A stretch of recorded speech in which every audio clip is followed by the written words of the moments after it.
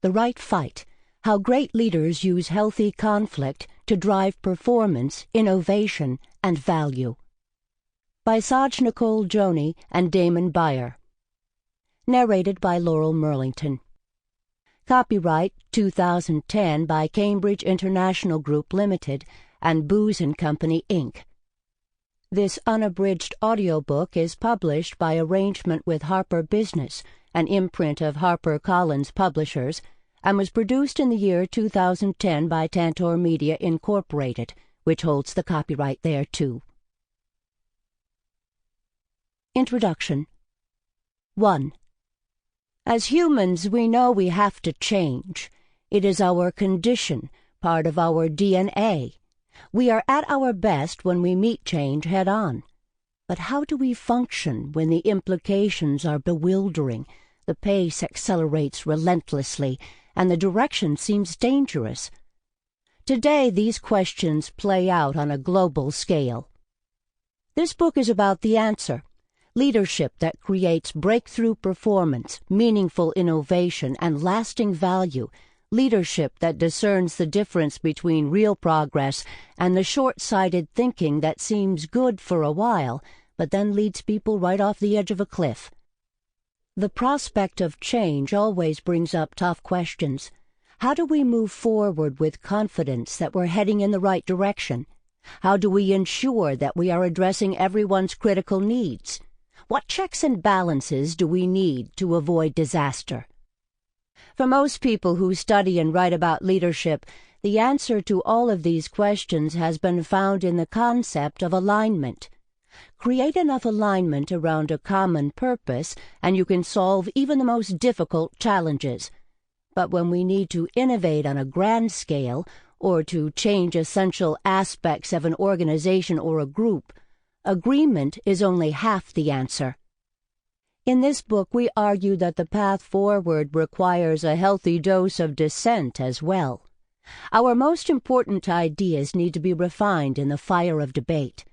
It is a leader's job to work within the debate to find the best way forward. No single perspective holds all the answers. Any single idea taken too far can become destructive. What does this mean for you? We have spent the last decade working across the globe with leaders at all levels who by circumstance or by dint of personality have embraced managing dissent as a critical aspect of their leadership. We have seen firsthand the power of right fights to create breakthrough performance, deliver lasting innovation, and groom the next generation of leaders. Our goal is to make these insights, and the skills that go along with them, widely available to leaders in all organizations at all levels. We will take you from the rehearsal halls of Broadway to an impoverished village in India, from the executive suite of a major global company to the chaotic office of a small startup, from a local school system to the White House, as we explore what all these diverse places have in common: a need to put productive tension to good use in the face of extraordinary challenges. In short, places just like your organization. Tension is universal, and the need to manage it is deeply human. Done well, right fights bring out the best of human capacity. Wrong fights, or right fights that never happen, can distort a noble purpose into a massive failure, with lots of innocent people getting hurt along the way. Right fights matter in the largest corporations, in small nonprofits, in governments, and in every organization in between. They matter in local communities, and they matter on a global scale. They matter in times of growth and in times of recession. What it really takes to lead people and organizations is this: if you want to succeed in an age of ever-increasing complexity, you have to establish clear vision, set strategy, and build alignment. Then you need to systematically orchestrate right fights, and fight them right. 2. In spite of the fact that few of us feel we thrive on conflict, right fights benefit people and organizations in 3 ways. 1. Right fights lower risk. Effective systems of checks and balances always depend on vigorous dissent. 2. Right fights create value. They live at the heart of innovation, breakthrough, and real change. 3. Right fights grow better leaders. They are the surest way to develop the leadership skills and strategic thinking necessary for the 21st century. You can learn to create healthy conflict and positive change by choosing the right fights. Of course, you have to be careful. You've probably seen right fights fought wrong that failed to produce results. And of course, wrong fights, even if fought right, are worthless. The challenge is to choose the right fights and fight them right. In this book, you will learn to do both. We provide 3 principles to help you figure out whether you are in a right fight. And we provide 3 more principles to show you how to fight the fights right. Along the way, there are lots of examples to illustrate what we mean and to help you lead your teams and organizations successfully. 3. The 6 right fight principles. The first 3 right fight principles will guide you in recognizing right fights. We have all worked in organizations that were destructively political.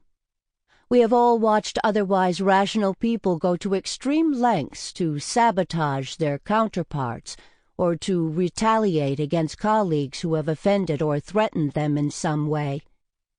And we have all seen people fight dirty when they believe that straight shooting won't get the job done. The first 3 right fight principles will help you in identifying and eliminating these destructive tensions. First, make it worth fighting about. Make it material. Fighting is hard even when you know it will bring out the best in people in the long run. So make the stakes big enough to motivate everyone and help everyone feel that the game is worth the candle. Second, focus on creating the future. If you're arguing about the past or rehashing power struggles or apportioning blame, then you're not fighting the right fight. That's as close to an absolute rule as we can offer. Right fights are about the future, not the past. Third, pursue a noble purpose. Make your fight about improving the lives of customers, for example, or changing the world for the better. Right fights connect people with a sense of purpose that goes beyond their own self-interest, unleashing profound collective abilities to create in ways they didn't think possible. The last 3 right fight principles guide you in fighting right fights right. Fourth, make it sport, not war.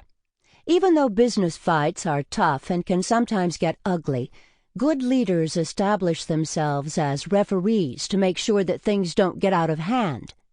There should be rules for the fight, and the rules shouldn't change during the conflict. And opposing sides should be reasonably matched. Fifth, structure formally, but work informally.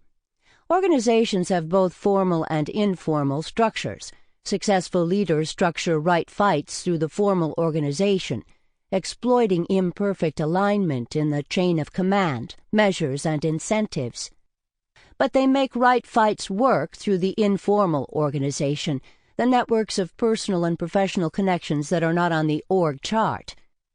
It's there that you can forge powerful personal trust relationships, create coalitions, and help good ideas triumph in spite of the hierarchy. And finally, turn pain into gain. Putting your people under tension isn't easy, but when the fights are the right ones and leaders manage them right, the struggle will energize people and stretch their skills. A hallmark of right fights is that when they are orchestrated well, everyone who participates benefits from the outcome, even the losers. It's the leader's job to make the gains explicit, especially at key moments when losers are coming to terms with their loss. We hope this book will help you and your teams decide what's worth fighting about, so that when you do fight in your organization, you're fighting about the things that really matter.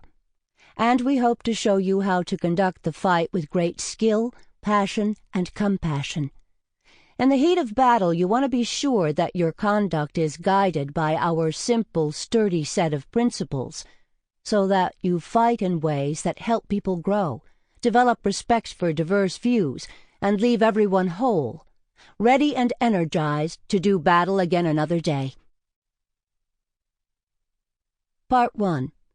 Alignment and Tension in Organizational Life. Chapter 1. Alignment is not the whole answer. We can hardly blame you for being skeptical. If you're like most people in the business world, you've always been told by teachers, managers, colleagues, and business gurus that the single most important thing leaders have to get right is alignment. To accomplish anything, the logic goes, employees must agree about the mission, strategy, and goals of an organization. Aligned employees are happy employees, and happy employees are productive employees. Simple, right? Well, in a word, no. What's going on here is that many people mistake the comfortable feeling that alignment brings for the real conditions necessary for optimal performance.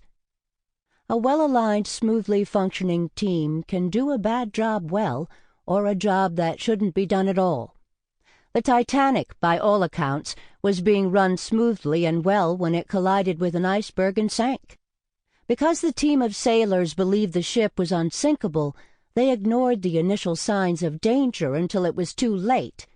Ditto for Lehman Brothers, the investment bank that had one of the strongest cultures of teamwork and loyalty on Wall Street. They hit their own virtual iceberg and sank as well, almost taking the entire global economy with them in 2008.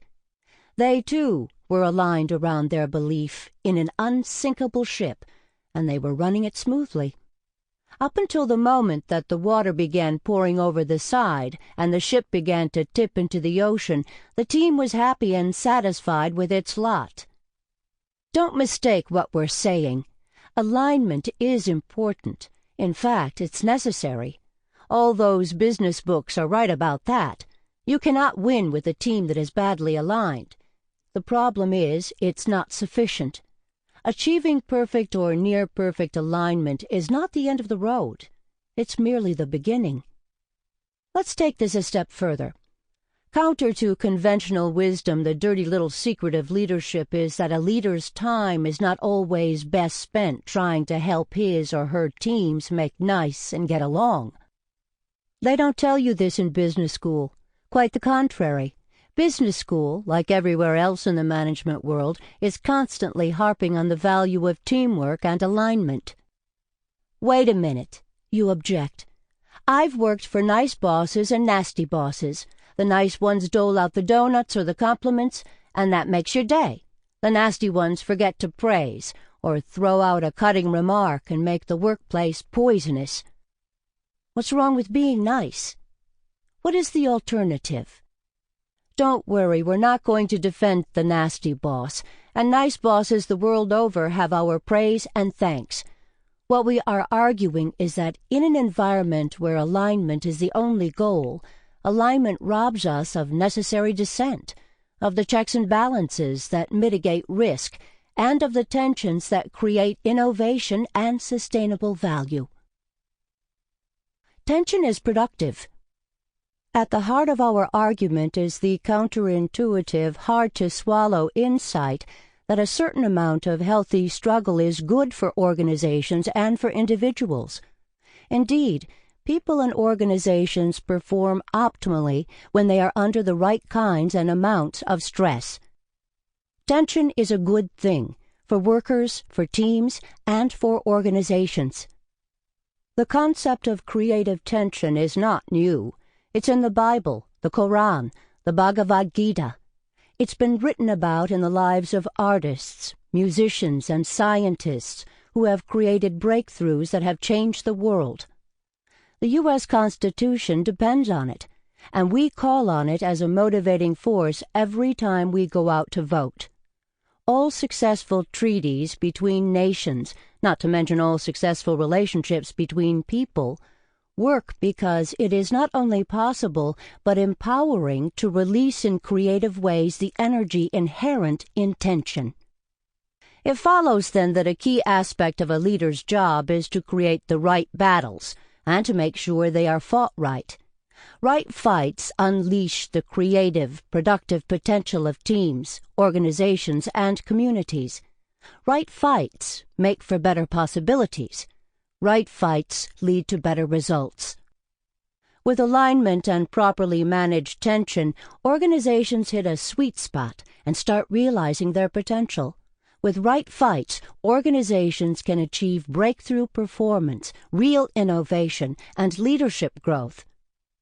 That's it. That's the central insight of this book. Right fights unleash the creative energy in people and organizations and allow them to thrive and achieve at their best possible levels. Right fights encourage diversity of views. They engender checks and balances. They inspire complex thinking and respect for difference. They are the cauldron in which new ideas are heated and mixed into the stew of new markets, processes, and products. They are the fuel of human innovation, and they provide a rich training ground for future leaders. Finding the right level of tension. Teresa Wellborn, CEO of ePulse, has studied thousands of leaders, managers, and workers in businesses undergoing change over the past 20 years. She has found that the single greatest predictor of poor performance in a business group is when the employees are happy. That may surprise you. It seems counterintuitive. Isn't happiness what we're all aiming for? A little detail helps here. Employees perform poorly when survey scores show they are complacent and thus not motivated to rock the boat and push the company in new directions. The second greatest predictor of poor performance is when employees are overwhelmed. That is, when survey scores show low employee satisfaction and a large dose of dysfunctional fighting. The one thing both groups have in common is that they score very low on energy. Complacent groups and overstressed groups both lack the necessary energy to perform at their best. Tension in the right measure creates the emotional energy people need to change. Recent brain research points to the same thing. Dr. Paul Roche, president of the American Institute of Stress, puts it simply, individual performance improves as stress increases, but only to a point. Past that point, performance declines precipitously, and if subjected to distress for extended periods of time, people get sick. Too many or too threatening fights trigger the amygdala, and primitive, destructive, fight-or-flight impulses flood the brain. But within an acceptable range of competition and tension, more of the brain is firing, more pathways are stimulated, and more creative centers are engaged. In short, more of what makes each of us unique, creative, and passionate is available for use. It's time to stop candy-coating our management teaching, training, and practice. It's time to stop pretending that teamwork is the be-all and end-all of organizational life. It's time to own up to the truth that the right balance of alignment and competition is what pushes individuals and groups to their best. And once we do this, it's time to master the principles and skills to make this work. Leaders must shoulder new responsibility. This realization places great responsibility on your shoulders as a leader. It's simply not enough to create a peaceful and safe place to work. Your job is not done once you've explained the goal or shared the vision and gotten everyone to agree to it. That's only table stakes for competition in the 21st century. The real game today is figuring out how to get a group of aligned team members or an aligned organization to produce its best results. What does it take to stay ahead of the marketplace, to serve the customer brilliantly, to dream up the next big thing? Where must we put in place checks and balances so that we don't collectively run off the cliff because we squelched some crucial dissent? Where must we counter the very real factor of human greed and systematically keep our passions in check to create sustainable futures, not disastrous bubbles? From one organization to another, the answers will be different. Graphic designers work differently than structural engineers. A television newsroom requires different kinds of alignment and pressure than a state budget office. A university responds to different kinds of competition than an automaker's shop floor. In the end, too, personal integrity will be at stake. We must look deep inside ourselves to our core beliefs and create environments where people can collectively do more than they can do alone, with wisdom, humor, and a sense of honor for both peace and conflict. Tension brings out both the best and worst in workers and managers alike. It's our goal to help you pursue the right balance of alignment and tension for your team, your division, your organization. The good news is the skills are learnable. Although there is still a lot of art to this kind of leadership, the right fight principles are clear. Applying them, you can easily distinguish a right fight from a wrong one, decide when to fight and when not to, and learn to turn the inevitable conflicts into productive performance. Prepare for the race. Think of it like racing a sailboat. You have to prepare the mast, the sails, the boat itself, and the team. That's alignment. It's the key prerequisite because it ensures that once you get going, everything will be working together. But alignment by itself gets you nowhere until you have the tension of the wind in your sails. You're literally stuck at the dock. And when you're actually at sea, the winds are going to change. The point of alignment is not to avoid the rough seas, but rather to be ready to exploit the tension created by the winds and the waves and the priorities of your crew in the moment in order to win the race. So the job of the leader is to get the alignment right first, and then to find out how and when to inject the correct amount of tension into the organization to keep the sails taut, the line true, and the boat on an even keel. That's the only way in the end to win races in the marketplace. You might say that our goal is to show leaders how to harness the power of the wind. Let's get started. Let's get practical. Let's look at some examples of right fights and wrong fights. Case study. Doug Conant reinvigorates Campbell's Soup Company. The CEO had to work on alignment first, tension second. Conant kept the focus squarely on the future, a right fight. A right fight is a process, not an event. Be careful what you ask for. Doug Conant wanted a challenge when he stepped down as president of Nabisco and took the chief executive role at Campbell's Soup Company in 2001. At the time, Campbell was the poorest performing major food company in the world.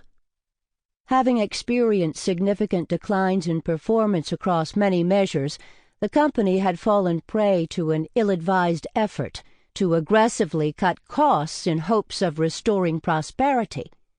Throughout the previous decade, management had systematically worked to lower the cost of its signature products, while at the same time raising prices. Finally, the situation became so challenging that they began to consider taking some of the chicken out of the chicken noodle soup. The once revered American brand had lost its way. Without a common view of what the organization was trying to accomplish, the leadership team was consumed with conflicting priorities and infighting over who was to blame for the mess they were in. Conan knew that his immediate priorities were to manage the internal and external tensions the company was facing, then to fundamentally rebuild employee morale. It was no small task. A Gallup survey conducted in 2001 showed Campbell to have one of the poorest employee engagement cultures in the Fortune 500. Conan's first step was to remodel the organization to build alignment. In his first 90 days, Conant set out to create a broad tapestry of expectations to rebuild trust with employees and make sure everyone understood where the company was headed. Working with his leadership team, he created a value statement, an employees matter promise, and a mission statement that ultimately focused and defined Campbell's purpose as nourishing people's lives everywhere, every day. Fixing the revenues and margins was important, but this noble purpose was Campbell's new true north. It made it clear that the company was going to win in the marketplace and in the workplace. Although the team took 6 months to formally study pricing, innovation, and other fundamental causes of the decline, the team didn't fall into the easy temptation to lay blame and point fingers in their communications. Instead, they focused on the Campbell promise, stressing that the company had all the ingredients it needed to win. Conan was candid about the problems the company was facing, saying the company couldn't talk its way out of a situation it had behaved its way into. At the same time that he restored alignment, Conan knew he had to inject significant creative tension into the organization in order to make Campbell and its executives more energetic and effective. He started at the top.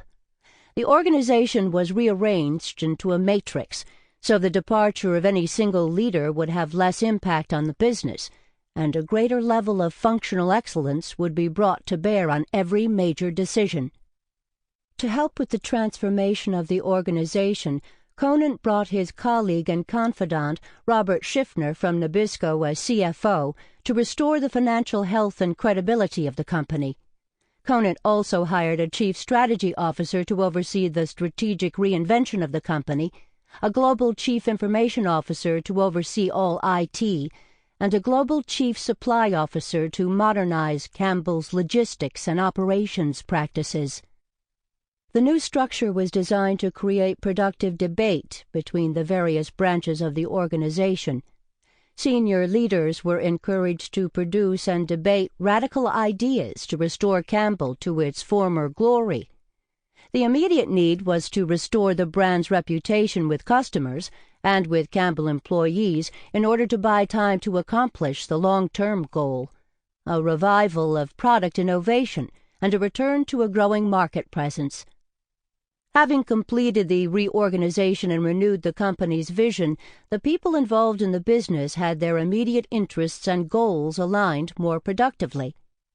Now it was not just safe, but desirable to encourage executives to produce thinking and plans that affected more than just their own departments.